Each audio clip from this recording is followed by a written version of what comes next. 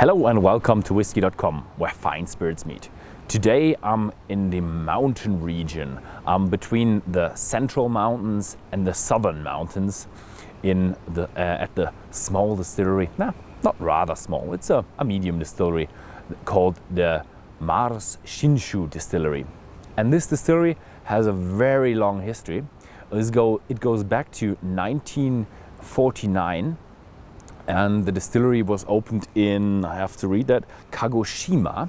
Kagoshima is a region, or is a town at very south of Japan, and he got licensed there in 1949, and later he moved to Yamanashi, and he had these stills.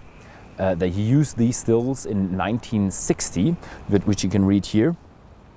These are very old stills. He has straight stills, and they even used them until 2014 in the Yamanashi. Yamanashi city.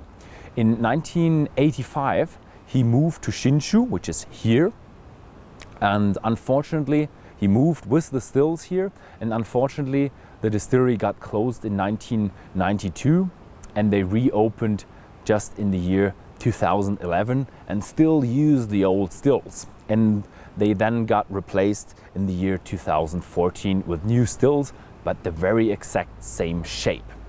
So they just reopened in the year 2011 and had their new revival malt with stills, which was distilled here and matured for 3 years at this location just now.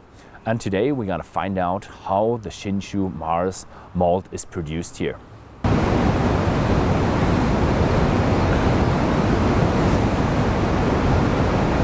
The distillery is located just next to a mountain river, which has vast amount of water in it, but the quality of the water wasn't good enough for the people of the distillery, so they actually drilled a hole and a well.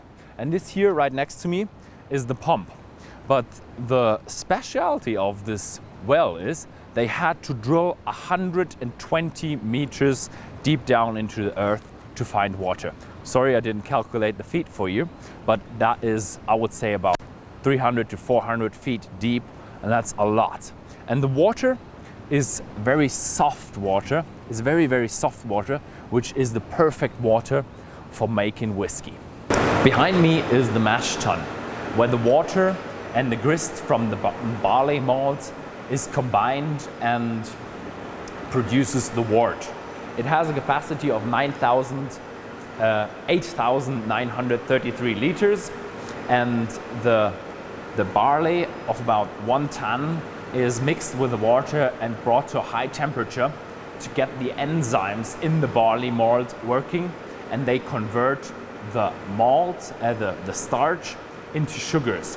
And then the sugars and the starch is washed out of the grist into the liquid that is called wort.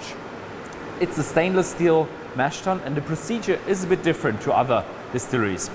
The first washing they take about 1 hour, and that's for the enzymes to work.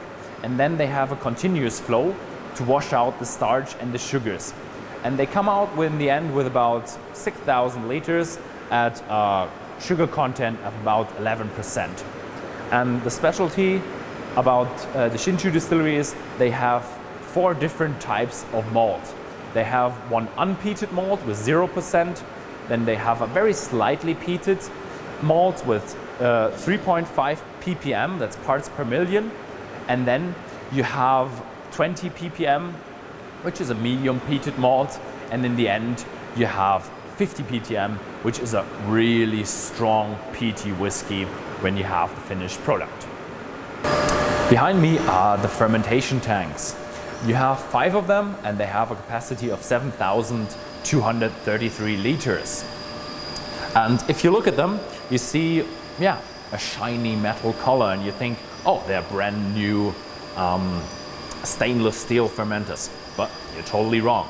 These are historic fermenters from 1960, and they are made from normal iron. So you have a bit of rust here and there. But when the fermentation is over, you don't have an automatic cleaning system. So they let it air out. They get a rope ladder, they get a hose, and then one of the people from the distillery climbs in, gets a scrub and cleans the fermenter from all the rest. And then you fill it up with the next charge. When the fermentation is happening, you have about 4 days of fermentation, and it produces a beer of around 7% alcohol. What is also really special is they have a heating and cooling system to keep the quality of the fermentation all around the year at the same quality. And the last thing is the yeast. They use 3 types of yeast. First, they have a normal distiller's yeast, a dry yeast, like they use in most distilleries in Scotland. The second type of yeast is a historic yeast range they used back in 1985. So they have to keep it clean, they have to keep it secure, and keeping a yeast strain constant quality is a bit of a job, because the yeast always wants to change, radicalize, and change its taste. And the last yeast is a normal beer yeast, which is a bit more of a robust yeast. Behind me are the 2 copper stills, and they are both pear-shaped and fully made of copper. And if you look closely at the beginning of the video, we have 2 the same stills and the very same shape as they were back in 1985. So the wash still has makes a spirit with about 22% alcohol, and it produces a volume of around about 1,800 liters, and it stills 3 times to fill tanks, and then you fill it into the wash still and produce the new make spirit. Because the wash still is so big, you have to have the spirit still is so big, you have to run the wash still a few times to fill up the spirit still. And in the spirit still, they distill the whiskey, and you end up with about 70% alcohol for the new make. And the spirit still is very, very pear-shaped and has no constricting piece, no reflux bowl, and the line arm is falling.